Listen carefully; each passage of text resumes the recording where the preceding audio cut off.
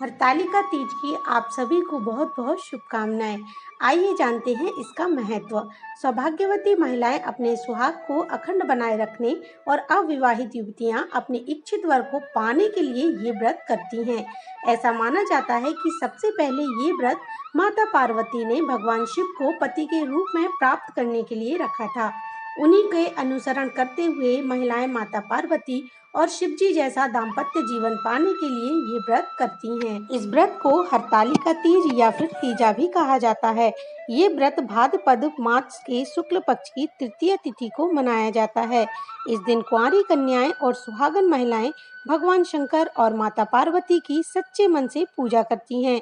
ये व्रत प्रमुख तौर पर उत्तर प्रदेश के पूर्वांचल और बिहार में मनाया जाने वाला करवा चौथ से भी कठिन माना जाता है, क्योंकि जहां करवा चौथ में चांद देखने के बाद व्रत तोड़ा जाता है, वहीं इस व्रत में पूरे दिन निर्जल व्रत किया जाता है और अगले दिन पूजन के पश्चात ही व्रत तोड़ा जाता है। इस दिन व्रत करने वाली सुहागन स्त्रियां सूर्योदय से पूर्व ही उठ जाती हैं और स्नान ध्यान करके पूजा श्रृंगार करती हैं।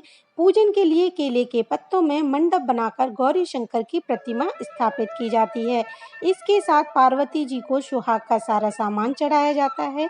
रात में भजन कीर्तन करते हुए जागरण कर 3 बार आरती की जाती है और शिव पार्वती विवाह की कथा सुनी जाती है। कथा के अनुसार मां पार्वती ने अपने पूर्व जन्म में भगवान शंकर को पति रूप में प्राप्त करने के लिए हिमालय पर गंगा के तट पर अपनी बाल्यावस्था में अधोमुखी होकर घोर तप किया। इस दौरान उन्होंने अन्न का सेवन नहीं किया, काफी समय सूखे पत्ते चबाकर ही काटे और फिर कई वर्षों तक उन्होंने केवल हवा ही ग्रहण कर जीवन व्यतीत किया। माता पार्वती की ये स्थिति देखकर उनके पिता अत्यंत दुखी थे। इसी दौरान एक दिन महर्षि नारद भगवान विष्णु की ओर से पार्वती जी के विवाह का प्रस्ताव लेकर मां पार्वती के पिता के पास पहुंचे, जिसे उन्होंने सहर्षि स्वीकार कर लिया। पिता ने जब बेटी को उनके विवाह की बात बताई तो वे बहुत दुखी हो गईं और जोर जोर से विलाप करने लगीं। फिर एक सखी के पूछने पर माता ने उन्हें बताया कि वे ये कठोर व्रत भगवान शिव को पति रूप में प्राप्त करने के लिए कर रही हैं, जबकि उनके पिता उनका विवाह श्री विष्णु से करना चाहते हैं। तब सहेली की सलाह पर माता पार्वती घने वन में चली गईं और वहां एक गुफा में जाकर भगवान शिव की आराधना में लीन हो गईं।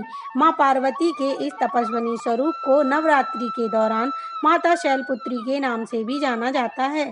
भाद्रपद शुक्ल तृतीया तिथि के हस्त नक्षत्र में माता पार्वती ने रेत से शिवलिंग का निर्माण किया और भोलेनाथ की स्तुति में लीन होकर रात्रि जागरण किया। तब माता के इस कठोर तपस्या से प्रसन्न होकर भगवान शिव ने उन्हें दर्शन दिए और इच्छा अनुसार उनको अपनी पत्नी के रूप में स्वीकार कर लिया। मान्यता है इस दिन जो महिलाएं विधि विधान पूर्वक निष्ठा से इस व्रत को करती हैं, वे अपने मन के अनुरूप पति को प्राप्त करती हैं।